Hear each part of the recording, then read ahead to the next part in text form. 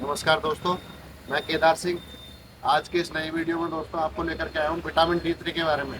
Vitamin D3 के आज अपन बात करेंगे सिम्टम्स, कॉज और ट्रीटमेंट के बारे में, और मैं आपको ये भी बताऊंगा कि विटामिन D3 का नॉर्मल लेवल क्या होता है।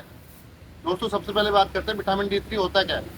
दोस्तों vitamin D3, vitamin D2 calcium, vitamin D3 calcium, ये बॉडी का एक विटामिन का पार्ट है। दोस्तों इसको कोलेकैल्सिफेरॉल भी बोलते हैं।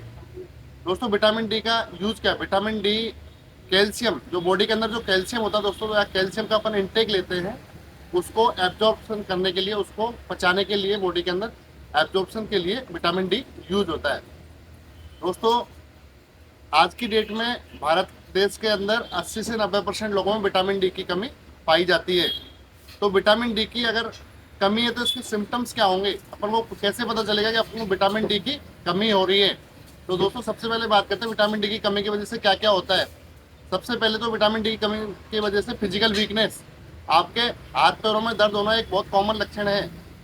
इसके अलावा बोन वीकनेस, हड्डियों को चटकना, बार बार जैसे लोग उंगलियों को चटकाते रहते हैं, इस तरह से हड्डियों को चटकना भी विटामिन D3 का एक सिम्टम है।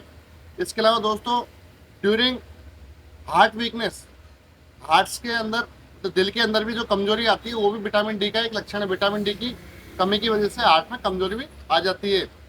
और दोस्तों इसके अलावा विटामिन डी का सिम्टम है मेंटल वीकनेस, मेंटल रिटार्डेशन, चिड़चिड़ापन होना, ये भी एक विटामिन डी का सिम्टम है। और स्किन प्रॉब्लम्स, स्किन में चकते हो जाना या कोई स्किन की डिजीज हो जाना, ये भी विटामिन डी की सिम्टम्स हैं।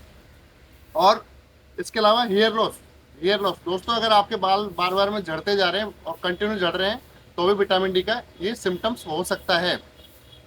दोस्तों मैंने सिम्टम्स के बारे में बताया, अब विटामिन डी के कॉज क्या होते हैं, कारण, विटामिन डी कम होने के कारण क्या होते हैं। दोस्तों मैं कारण के बारे में आपको बताता हूँ। इनएडिक्वेट सनलाइट, मतलब धूप की रोशनी बहुत कम लेना या धूप में बहुत कम निकलना। अगर आप धूप में निकल भी रहे हो तो आपने पूरे कपड़े पहन रखे तो विटामिन डी की कमी पूरी नहीं होगी। इसलिए आपको डेली कम से कम, जो जिनकी स्किन थोड़ी सांवरी होती है या ब्लैक होती है, उनको कम से कम 1 घंटे विटामिन डी धूप के अंदर डायरेक्ट सनलाइट लेना जरूरी होता है। और गोरे लोगों को कम से कम 10 से 15 मिनट लेना जरूरी होता है। तो इनएडिक्वेट सनलाइट भी, मतलब धूप का बहुत कम लेना, बॉडी को डायरेक्ट लेना, तो ये भी एक कारण है कि विटामिन डी का कम हो जाएगा। इनएडिक्वेट न्यूट्रिशन, अगर आपकी बॉडी में न्यूट्रिशन की कमी हो रही है तो भी विटामिन डी कम हो जाएगा। इसके अलावा ड्यूरिंग प्रेगनेंसी, दोस्तों प्रेगनेंसी के दौरान विटामिन डी की मात्रा कम हो जाती है, ये कंफर्म है, विटामिन डी की मात्रा कम रहती है। इसलिए डॉक्टर्स ड्यूरिंग प्रेगनेंसी में जो मेडिसिन होती हैं उसके साथ में विटामिन डी जरूर लिखते हैं। और विटामिन डी कम होने का एक कारण और हो सकता है, जैसे आप बहुत सारी मेडिसिन ले रहे हैं, कोई लंबी बीमारी आपको हो गई है तो उसमें इनसफिशियंट हो जाना विटामिन डी का। बहुत सारी मेडिसिन तो ले रहे हैं बट विटामिन डी साथ में नहीं दे रहे हैं, तो भी ये एक विटामिन डी कम होने का कारण होता है। दोस्तों मैंने आपको सिम्टम्स और कॉज के बारे में बताया, अब मैं आपको बात करता हूँ विटामिन डी के नॉर्मल लेवल क्या होता है। अगर आप विटामिन डी का टेस्ट करा रहे हैं तो उसका नॉर्मल लेवल क्या होता है। दोस्तों जिसका नॉर्मल लेवल होता है 30 से 90, 30 यूनिट से 90 यूनिट तक अगर है तो ये आपका सफिशिएंट विटामिन D3 है, आपको विटामिन D3 लेने की ज़रूरत नहीं है।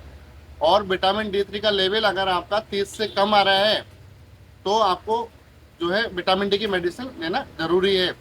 और अगर 20 से भी कम आ रहा है, 20 यूनिट से भी अगर कम आ रहा है तो आपको विटामिन D3 के इंजेक्टिव्स भी आते हैं, इंजेक्शंस भी आते हैं, वो भी आपको लिए जा सकते हैं अगर बहुत ज़्यादा मात्रा में कम हो गया है।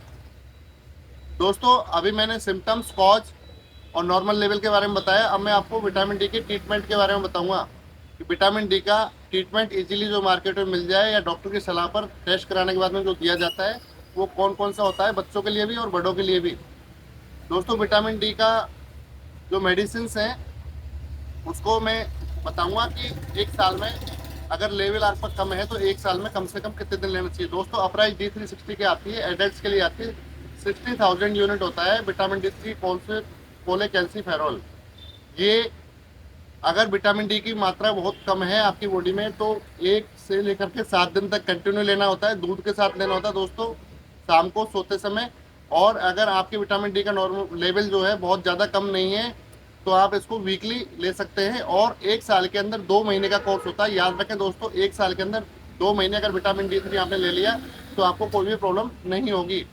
इसके अलावा जिन लोगों को बहुत ज़्यादा कम हो जाता है उनके लिए आर्टिटॉल इंजेक्शन आता है, अवॉर्ड कंपनी का आता है, कोलेकैल्सिफेरॉल 60,000 यूनिट में होता है दोस्तों।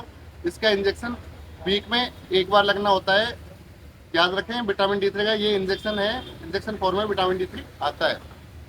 अब बात करें विटामिन D3 के शॉट्स के बारे में, लिक्विड शॉट्स जो आते हैं दोस्तों, आर्चिटॉल, डीपुरा, काफ़ी सारी कंपनियों के आते हैं। 7 दिन में 1 बार लेना होता है और 1 महीने का कोर्स होता है। साल भर के अंदर 1 महीने अगर आप ले लोगे तो विटामिन D3 की मात्रा आपकी पूरी हो जाएगी। अब बात करें तो छोटे बच्चों में, छोटे बच्चे जैसे न्यूनेटल बेबी पैदा होता है उसी के बाद से विटामिन डी उसको कम से कम 1.5 से 2 साल देना बहुत ज़रूरी होता है दोस्तों। तो विटामिन D3 D-Sol के नाम से आता है, कैल्साइन P, अपराइज D3, काफ़ी सारी कंपनियां बनाती है दोस्तों। ये 0.5 ml डेली देना होता है। इसमें 800 यूनिट भी आता है। ये विटामिन डी के सबसे बेस्ट सोर्स हैं दोस्तों मेडिसिन के रूप में, जो मैंने आपको बताया। अगर आपको मेरा वीडियो दोस्तों अच्छा लगा हो तो लाइक एंड सब्सक्राइब करें, ज़्यादा से ज़्यादा शेयर करें। नेक्स्ट वीडियो में मैं आपको और कुछ डिजीज़ के बारे में इंफॉर्मेशन लेकर के आऊँगा। तब तक के लिए नमस्कार, शुक्रिया।